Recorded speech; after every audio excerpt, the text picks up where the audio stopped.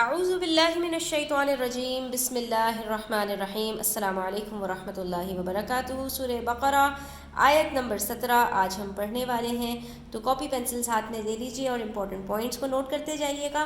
تو آیت ہمارے پاس شروع ہوتی ہے مثلہم کمثل الذی استوقد نارا فلما اضاءت ما حوله ذهب الله بنورهم وتركهم في ظلمات لا يبصرون۔ یہ پوری آیت نمبر 17 ہے۔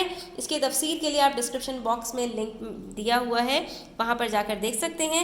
تو ہم پہلے ورڈ ٹو ورڈ ترجمہ کرتے ہیں اور پھر تھوڑا سا اس کو صیغوں کو جاننے کی کوشش کرتے ہیں۔ مثلہم مضاف مضاف الیہ ہے، مثل کہتے ہیں مثال کو، مثلہم ہم ضمیر پیچھے جو کفار اور منافقین کا تذکرہ ہوا ہے ان کی طرف لوٹ رہی ہے، ان کی مثال، ٹھیک ہے، یعنی ان کی مثال دی اللہ تعالیٰ نے۔ کاف تشبیہ کے لیے ہے، مثل الذی، مثل الذی، کاف ہم نے پڑھا ہے حرف جار ہے اور جب بھی کسی اسم پر داخل ہوتا ہے اس کو جر دے دیتا ہے۔ تو آپ یہاں پر دیکھ سکتے ہیں لام کے نیچے زیر ہے، تو یہ زیر کہاں سے آئی؟ یہ زیر کاف کی وجہ سے آئی، ورنہ مثل کا جو اصل صیغہ تھا وہ کیا تھا؟ وہ ضمہ تھا، مضموم تھا، مثلن سے مثلہم۔ اب مضاف اور مضاف الیہ کے اندر بھی اس چیز کو آپ یاد رکھیے کہ مضاف کی جو تنوین ہوتی ہے وہ گر جاتی ہے، وہ ختم ہو جاتی ہے، ٹھیک ہے، یعنی اس کے اوپر جو دو پیش تھے وہ مضاف بننے کی وجہ سے ختم ہو گئے، تو یہ مثلن سے مثلو ہو گیا اور یہ ہم ضمیر کے ساتھ مل گیا، ٹھیک ہے۔ اور یہاں پر جو لام ہے اس کے اوپر زیر کہاں سے آیا یہ میں نے آپ کو بتا دیا۔ تو ان کی مثال ایسی ہے، یعنی گویا کہ ایسی ہے، مثل الذی، کس کی مثال کی طرح؟ الذی، اس شخص کی طرح، یعنی اس کی طرح مثال ہے ان لوگوں کی۔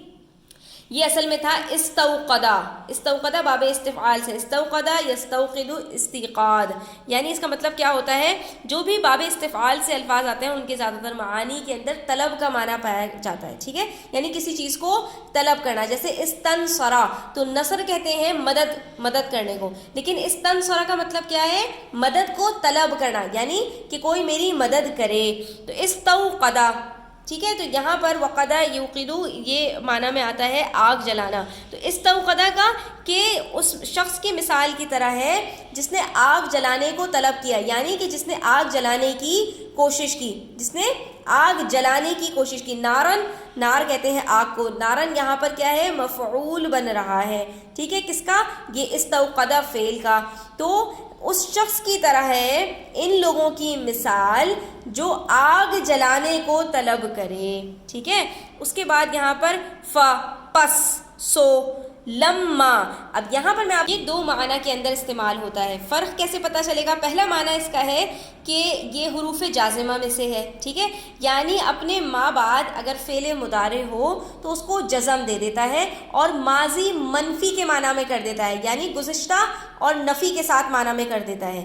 لیکن دوسرا جو اس کا معنی ہے وہ یہ ہے کہ یہ حرف شرط کے طور پر استعمال ہوتا ہے، لیکن تب یہ فعل ماضی کے اوپر داخل ہوتا ہے اور اس کو دو جملے چاہیے ہوتے ہیں جب کے معنی کے اندر یہ آتا ہے، تو ایک شرط اور دوسرا جزا بنتا ہے، لیکن یہ اس وقت صرف ماضی کے صیغے کے اوپر آتا ہے، جبکہ جو لما حروف جازمہ میں سے ہے، عامل جازمہ میں سے ہے، تو وہ فعل مضارع کے اوپر داخل ہوتا ہے۔ تو جب لما فعل مضارع پر داخل ہوگا تو آپ نے سمجھ جانا ہے کہ یہ نفی کے معنی میں آیا ہے، لیکن جب یہ فعل ماضی پر داخل ہوگا تو یہ شرط کے معنی میں ہوگا۔ تو یہاں پر ہم دیکھ سکتے ہیں کہ یہ اضاء یضیء، تو یہ کون سا صیغہ ہے؟ یہ فعل ماضی کا صیغہ ہے۔ آپ کو میں گردان بھی سکھاؤں گی انشاءاللہ، تو اس کے اندر آپ جان جائیں گے کہ ہمیں کیسے پتہ چلے گا کہ کون سا صیغہ فعل کا ماضی کا ہوتا ہے اور کون سا مضارع کا ہوتا ہے۔ اس کے آخر میں جو یہ تائے ساکن ہے یہ اس بات کی علامت ہے کہ یہ فعل ماضی کا صیغہ ہے، ٹھیک ہے۔ اب جب یہ فعل ماضی کا صیغہ ہے تو لما فعل ماضی پر جب داخل ہوتا ہے تو یہ کس لیے آتا ہے؟ یہ ربط کے لیے آتا ہے، ٹھیک ہے، اور اس کے اندر دو جملے چاہیے ہوتے ہیں، پہلا شرط اور دوسری اس کی جزا بنتی ہے، ٹھیک ہے۔ تو یہاں پر ہمارے پاس یہ جو ہے وہ شرط کے معنی میں ہے۔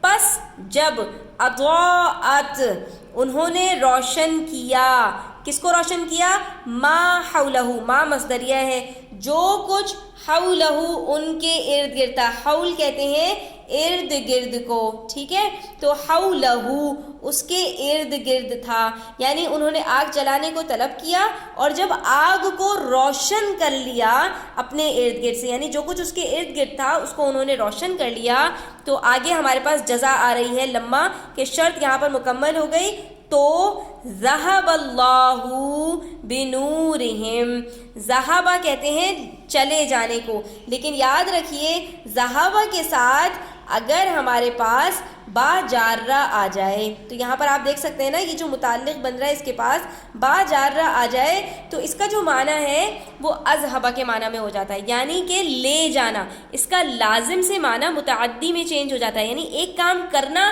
اور کروانا، یعنی جو ہے وہ جانا اور لے جانا۔ تو یہاں پر جب یہ آئے گا ذہب اللہ، اس کا مطلب یہ نہیں ہوگا کہ اللہ تعالیٰ چلا گیا، نعوذ باللہ، بلکہ یہاں پر اس کا معنی ہوگا اللہ تعالیٰ لے گیا، اللہ تعالیٰ لے گئے، کس کو؟ بنورہم، یہاں پر جو با ہے اس کی وجہ سے اس کا معنی متعدی ہو رہا ہے، تو کبھی کبھی یہ بھی ہوتا ہے یہاں پر، ٹھیک ہے، بنورہم، ان کے نور کو، ان کی روشنی کو، اللہ تعالیٰ ان کی روشنی کو لے گئے، یعنی انہوں نے جو آگ جلائی تھی اور اس سے روشنی حاصل کی تھی اللہ تعالیٰ نے اس کو بجھا دیا۔ وَتَرَكَهُمْ، ترک کہتے ہیں چھوڑ دینا، تَرَكَهُمْ، اور ان کو چھوڑ دیا، کن کو؟ ان منافقین کو چھوڑ دیا، یہ ترکا کیا ہے؟ فعل ہے، فی ظلمات، ظلمات ظلمتن کی جمع ہے، ظلمت کہتے ہیں گمراہی کو اور ظلمت کہتے ہیں اندھیرے کو، تو گمراہی میں ان کو چھوڑ دیا، لا یبصرون، تو یہاں پر یہ جو لا یبصرون ہے یہ فعل نہیں ہے، اس کا مطلب کیا ہے؟ وہ نہیں دیکھتے، لا یبصرون، یبصرون کا جو فاعل ہے وہ کیا ہے؟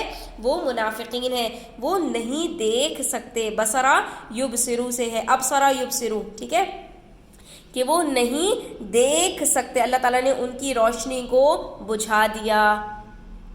تو یہاں پر جو یہ لما کا شرط ہے نا اضاءت ما حولہ، اس کی دو جزا ہیں یہاں پر، ذہب اللہ بنورہم کی عطف ہوں گی، ٹھیک ہے، کہ اللہ تعالیٰ لے گئے ان کے نور کو، وَتَرَكَهُمْ فِي ظُلُمَاتٍ، یہ ذہب الگ فعل ہے اور ترکا الگ فعل ہے، ٹھیک ہے، تو یہ دونوں الگ الگ جملے بن کر واو بیچ میں عاطفہ ہے، تو معطوف علیہ معطوف مل کر یہاں پر جو ہے وہ اس کی جزا بنیں گے، ذہب اللہ بنورہم، ایک تو اللہ تعالیٰ ان کے نور کو لے گئے اور دوسرا وَتَرَكَهُمْ فِي ظُلُمَاتٍ، اور اللہ تعالیٰ نے ان کو چھوڑ دیا ان کے اندھیروں میں، یعنی کہ انہوں نے روشنی جلائی، یعنی اور اس کا ترجمہ کس طرح سے بنے گا؟ یہ اللہ تعالیٰ نے ایک مثال دی ہے کہ اس کی مثال اسی طرح سے ہے کہ کوئی اندھیرے میں جنگل میں روشنی جلائے اور اس کے بعد اللہ تعالیٰ اس کی روشنی کو بجھا دے تو وہ کیا ہوگا؟ اندھیروں میں بھٹکتا پھرے گا۔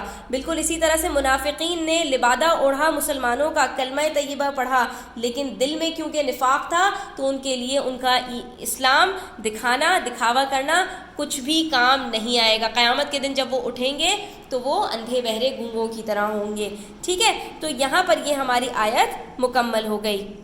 ایک دفعہ اور اس کا ترجمہ دیکھ لیجئے، مثلہم، their similitude, their identical، کمثل الذی، is that of a man، استوقدا، who kindled یا who ignite، نارن، a fire، ٹھیک ہے، فلما، when it، اضاءت، lighted، ما حولہ، all around him، ذہب Allah, Allah took away، بنورہم، their light، and ترکہم، left them، فی ظلمات، in utter darkness، so law یبصرون، they could not see، ٹھیک ہے، تو اس کا انجام کیا ہوا کہ اب وہ کچھ بھی نہیں دیکھ سکتے، یعنی ان کو حق نظر نہیں آتا، اب وہ کچھ بھی نہیں سمجھ سکتے۔ اور اگلی ہی آیت میں اللہ تعالیٰ نے ان کی 3 کیریکٹرسٹکس بتائیں، کون کون سی ہیں؟ سمم، بکمن، عمیون، ٹھیک ہے، عمیہ یعمہ، اندھے سے ہے, ٹھیک ہے. اور سمم کہتے ہیں کس کو؟ بہرے کو, یعنی کہ جو سن نہیں سکتا ہو, جس کے اندر سننے کی صلاحیت نہ ہو. اور بکمن کہتے ہیں گونگے کو, جس کے اندر بولنے کی صلاحیت نہ ہو. تو یہ تینوں آپ دیکھ سکتے ہیں کہ یہ آپ کے پاس یہاں پر تنوین کے ساتھ ہیں, اور کس میں ہے؟ حالت مضموم میں ہے. جو کیا بن رہے ہیں آپ کے پاس؟ تینوں یہاں پر صفات ہیں, ٹھیک ہے. سمم, بکمن, عمیون, یہ تین اللہ تعالیٰ نے یہاں پر کیٹیگریز بیان فرمائی, ڈیف, ڈم اینڈ بلائنڈ, ٹھیک ہے. اور آگے کیا فرمایا؟ فہم لا یرجعون. تو آگے اللہ نے فرمایا they will not return. رجع یرجع کہتے ہیں لوٹنے کو, پلٹنے کو. تو وہ کیا ہے؟ کیونکہ وہ اندھے بھی ہیں, بہرے بھی ہیں, گونگے ہیں, تو وہ پلٹ کر نہیں آتے. کہاں نہیں آتے پلٹ کر؟ اللہ تعالیٰ نے فرمایا ٹو دا پاتھ, سیدھے راستے کی طرف وہ پلٹ کر نہیں آتے.